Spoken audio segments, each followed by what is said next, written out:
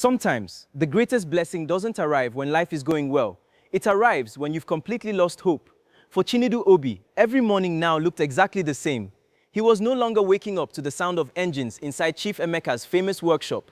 Instead, he woke before sunrise, picked up whatever odd jobs he could find, and struggled to survive. Some days he carried bags of cement at construction sites. Some days he washed commercial buses. Other days, he helped roadside vulcanizers patch damaged tires just to earn enough money to buy food for himself and his widowed mother. The dream of becoming one of Nigeria's finest mechanics slowly began to disappear. Weeks turned into months. The bruises on his face healed, but the wound in his heart remained fresh. Back at Chief Emeka's workshop, life appeared normal. Customers still came, vehicles still arrived, engines were still repaired, but something had quietly changed. The apprentices noticed that since Chinedu left, complicated repairs now took much longer. Some customers even began complaining about delays. Chief Emeka ignored every complaint. His pride refused to admit that the quiet apprentice he had chased away had become one of the workshop's most valuable assets. Then, one hot afternoon, a familiar black Toyota Land Cruiser Prado slowly drove into the workshop. It belonged to Chief Tunde Adebayo. The wealthy businessman stepped out of the vehicle, expecting to see the young apprentice who had impressed him weeks earlier. His eyes searched every corner of the workshop, but Chinedu was nowhere to be found. At first, he assumed the young man was working under another vehicle. He waited. Several minutes passed. Still, no sign of Chinedu. Chief Tunde walked toward one of the apprentices and casually asked where the young mechanic had gone. The apprentice looked around nervously. He knew Chief Emeka was inside his office. Lowering his voice, he quietly revealed the shocking truth. He explained how Chinedu had been falsely accused of stealing money, how he had been slapped in front of customers, how he was thrown out despite everyone knowing he was innocent. Chief Tunde stood completely still. He could hardly believe what he had just heard. Without saying another word, he requested Chinedu's phone number. The apprentice hesitated. If Chief Emeka discovered he had shared it, there would be consequences. But his conscience was heavier than his fear. Quietly, he wrote the number on a small piece of paper. Chief Tunde thanked him and drove away. Hours later, while helping unload bags of rice from a delivery truck, Chinedu's old mobile phone suddenly rang. The number was unfamiliar. For a moment, he almost ignored it, but something told him to answer.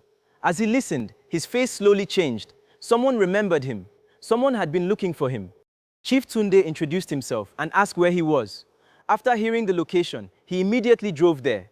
An hour later, a sleek black SUV stopped beside the dusty roadside where Chinedu was working. The other laborers watched in surprise as a wealthy businessman stepped out and walked straight toward the young apprentice. Chief Tunde looked carefully at Chinedu. The confidence he had seen inside the workshop was gone.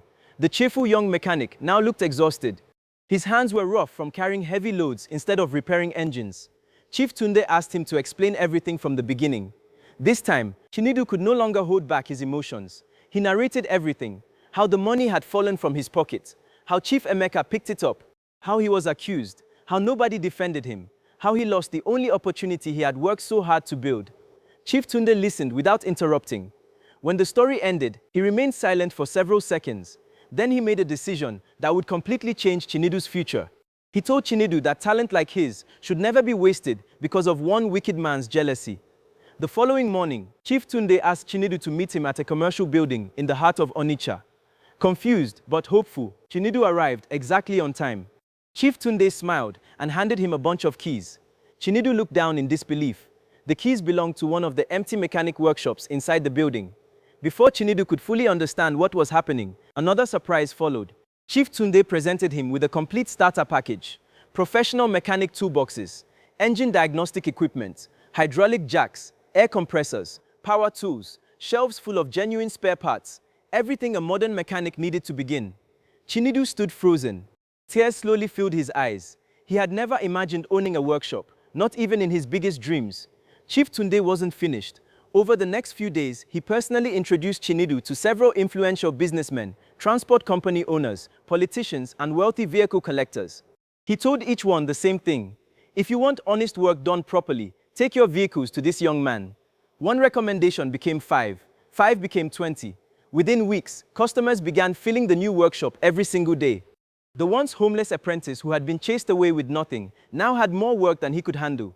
But far across town, Chief Emeka had no idea that the young man he had tried to destroy was quietly building something far greater than he had ever imagined.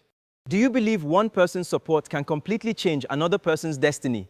And if you think Chinedu's success ends here, wait until you see what happens when his former boss accidentally discovers the truth. His reaction changes everything. If you're enjoying this series, like this video, follow for episode 5, and share this story with someone who needs a reminder that rejection is not always the end. Sometimes it is the beginning of something much bigger.